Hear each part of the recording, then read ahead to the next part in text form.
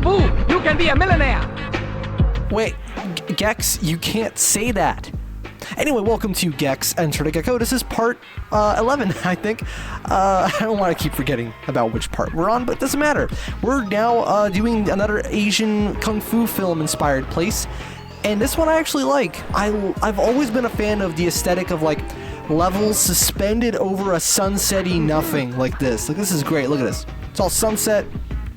You are the world's worst ninja. Not only can I perfectly see you, but your shurikens missed me. How the fuck does that happen, bro? Okay, whatever. So what do we do in this level? Well, the first thing we do is we went backwards, right? And what's it say? Subtitles.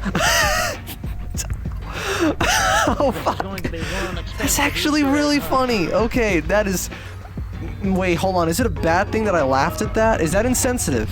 Was that in bad taste? Because you see, it's funny because the movies this is based on are typically in a language that very few people, despite how many people are in that country, very few people outside of it speak. Therefore, they need subtitles. So it's funny that we would. Oh man, oh that got me. Okay, I'm not gonna lie, that was actually pretty fucking funny. Wow, this level tanks like a motherfucker. What's it rendering? It's like there's 2 polygons on the screen. Like, look at it. Most of the level is a PNG background. Like, okay, it's probably not actually a PNG in the exact file format. It's probably I don't know what file format does the PlayStation 1 use. Man, we're so fucking spoiled with our modern game engines because it's like, oh, just whatever, you know, just put any image file in there from your gallery and it'll fucking work. Back then, it was like, you gotta convert it to some hyper-compressed freaking 8-bit, 2-bit, 64-bit, 32 bits, 1-bit, the wrist game file format, you know what I mean? I really should have saved that helpful for later. Anyway, we still have more of these, like, jumpy things, which I think, do they have a set trajectory? Like, am I just guaranteed to make that jump every time? No. It's not guaranteed. It's actually, it's a manually controlled type of... I keep thinking I can hit him though. Did you see that? He turned into a bunch of Chinese boxes. You don't match the carpet and you have to go. Hey Gex, if you're gonna talk, you gotta be louder than the game music. Now granted, I'm pretty sure there's an options menu. Well, I can't change it right now, but still, some games Tip of the tongue. allow you to do that. Tip of the tongue, baby. What? Okay. I gave his tongue a real good workout. What the fuck just happened there? I just kept getting stuck in like an infinite...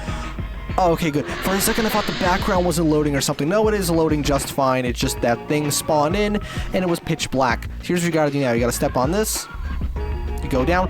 The levels, from what I've noticed, because I've decided to stop making the same mistake over and over again. I did a little bit of research prior to recording this, so I know what to expect generally with the levels, because again, I've never played this game before, actually. And it seems that the levels get a little more linear. Like, it's not like they're, you know, sprawling open worlds or anything, but, let's hit that. I don't know why. Do you have to do that or the next level won't be accessible? I don't know, because as you can see, I can just go in and maybe it, because that'd be really annoying if, like, you have to go and do a different mission first and whatever. But basically, the game does get a little bit more linear as it goes on. Not like it isn't at all. I mean, it's no... Breath of the Wild, Sonic Frontiers, I don't know, like, insert the game with big open areas, Rayman Raving Rabbids prototype. That shit was insane. That was gonna... Okay, can I just say how fucking hilarious it is that, like, certain games, you know, they have the way that they're made, and then you go back, like almost 2 decades, and it's like, wait a second, this is the same shit, and we thought we were being innovative. Because Rayman Raving Rabbids was supposed to be basically Sonic Frontiers. Like, Rayman was gonna run around super fucking fast around these big open areas. It's scary how many you even take out these giant, you know, rabid titans. It's like, what the fuck? You know what I mean? They were, how many, like, 16 years, right? 16? Because, wait, I need to do some math. Because it's 10 years to that. Yes, 16 years ahead. Like, damn, Ubisoft. For once, they are being the innovators. Because, you know, Ubisoft are notorious for not being very innovative anymore. Anyway, I hope I'm going the right way. I'm pretty sure I am. Yeah, okay, I've never been to this section before. Basically, every run of the stage is just a linear platforming section that's just defined different. You basically have to take a slightly different route. The next level we're going to be... Well, actually, no, we might do it in the next part. But the next level I'm going to be recording for sure. The space one, it's another space level. Spoilers, I guess. That one has 2 linear platforming missions and then one that's like collect the things. But it seems to be pretty simple. You basically just follow the same path as you followed last time. I've got some nice spinner challenges. I do really enjoy the platforming, though. Again, I think this is a... I think Gex 2... Oh, Gex Enter the Gecko. It's a better platformer than it is a collectathon. Right? This era had a lot of games that were honestly not amazing platformers, and they were good enough collectathons. But this actually has some solid platforming. I think the actual jumping around, the act of moving, it's very well done for the most part, and feels graceful even to this day. It doesn't feel super dated and aged. As you can see, his movement is quite precise in midair. Oh, for fuck's sake. It's pretty solid in midair, as you can see, right? You don't really have to worry too much about his weight or anything. He's a very light, nimble little dude. And that makes the game very easy to pick up and get back into. Nothing makes the game harder to go back to than, like, oh my god, my character weighs 20 billion pounds. You know what I mean? It's just like, it's so frustrating when it's like, oh my god, just make the fucking jump, you know? But this is like, oh, look at this. I'm just jumping around, having a good old time. The only problem is, again, the fact that you have no idea where the fuck you're going.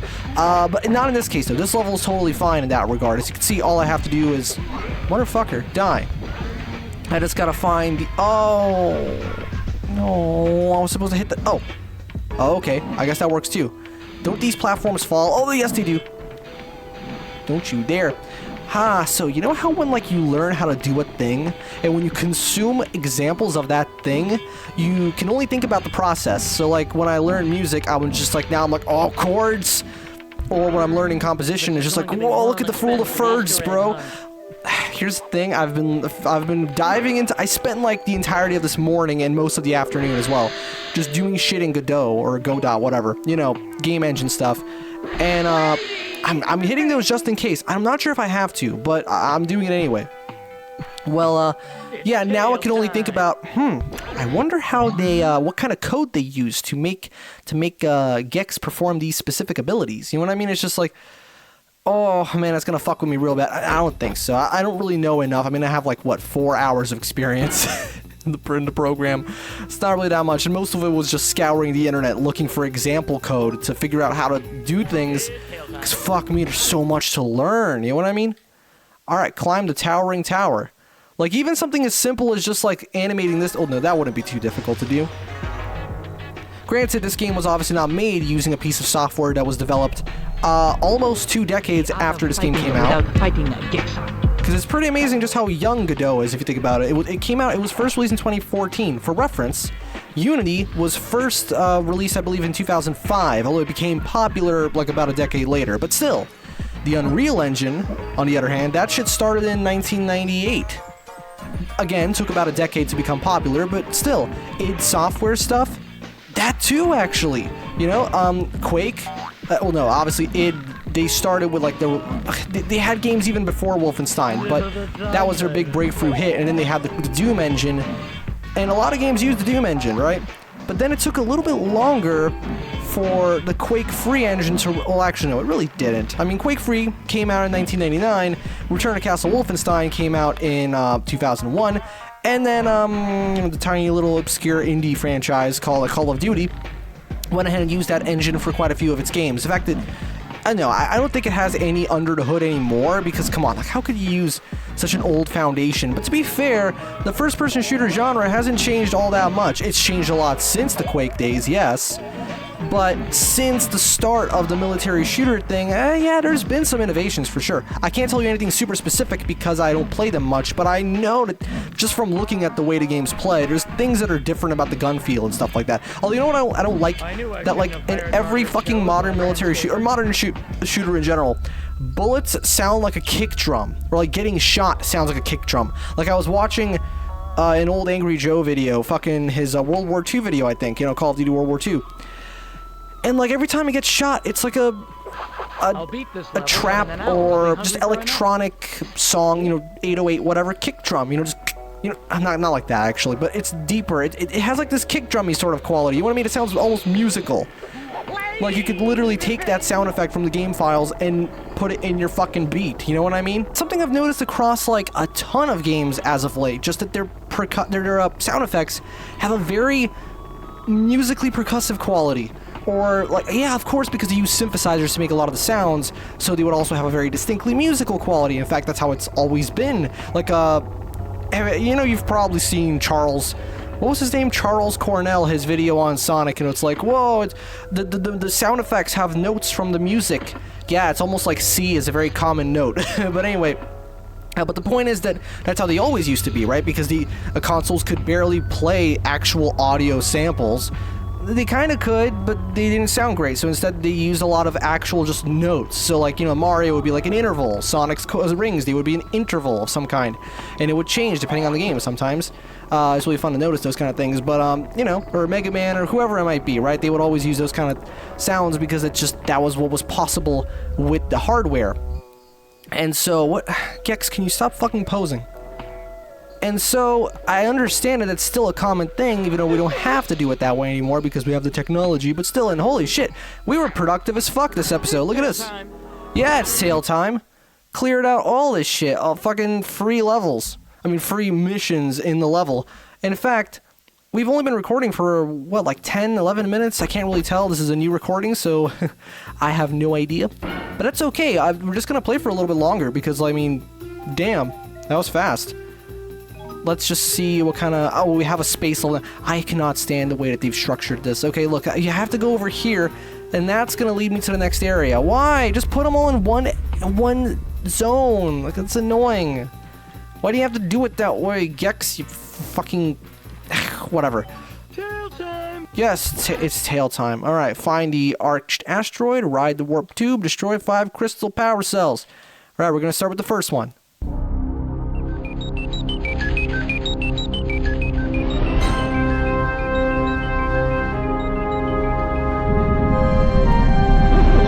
The dribbles. I just want the quadro criticale.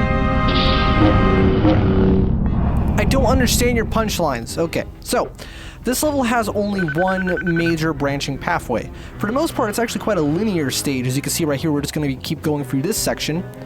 And then we got to make sure we collect our air, avoid the black doom. Those are the black doom creatures. Look at them. Oh, motherfucker. They look just like the Black Doom creatures. It's scary. Like, how do they predict the design? They didn't predict it, but, I know, common design trick. But look at them. Okay, it's not quite Black Doom, but still. They're weirdly creepy. I love how there's just these uncharacteristically What the fuck? Oh my god, he's draining my air. You bastard. How does that work? Okay, well, it doesn't matter. I'm gonna... Fuck off. Oh, I've always hated enemies that latch onto your character and suck your whatever out. You know what I mean? It's just I've always found that really annoying. They're fucking everywhere too. Kill them, but at least they drop air as well, so that's nice. Hitbox. Hitbox. Thank you. Jesus, you have to... Oh, and these respawn, but at least the air respawns with them. True, but... And I'm fucking dead. Oh, I don't know if I would have died there, but I definitely fell. And I'll just spam the attack button so that I don't, I kind of wish the air meter had like a health tolerance, as I call it, where when you're out, you start to then lose health. You don't just I don't know though. Do you instantly die? I've never let it run out, so that's funny. This is right here. This is basically the what would you call it? The highway exit. I don't know. At this point, the level changes, so you can either take this pathway to, get to this next part of the level that we gotta go to, or climb that tower we just saw to then go somewhere else. Now, I really hope I'm going the right way. I should be, because why else? There's no other reason to have this section here without it, apart from it just leading you to the... Fuck off! There you go. This is the main gimmick, as you can see, these switches, right? Which activate these different platforms that move around, and I'm guessing I have to hit this switch now. That only makes sense, right? Or at least I hope that's what I have to do, because otherwise I'll be very confused. Although, to be fair, I'm very confused all of the time. First sign of an Ewok, I'm out of here. Ha! Ewoks. Wait, do they have the right to actually say that? Okay, how does copyright work? Can you mention those things? You obviously can't show it without getting sued, right? Because that's why they don't just show it. They always show, like, very close versions of it. It's like, oh, it's almost like that thing. Oh, am I invincible in there? Because that'd be pretty sick. Fuck off. There you go. Fall off. There's something weirdly satisfying about enemies that you have to knock off the platform. It's that Smash Bros. And I like Smash Bros. I don't play Smash Bros. Much. But it's one of those games where it's like, I don't play it much, but when I do play it, I like it a lot. It's just, I don't know. The fighting's great. You know, I think, I mean, when I was a kid, me and my friends used to use Smash Bros. For role-playing more than anything else.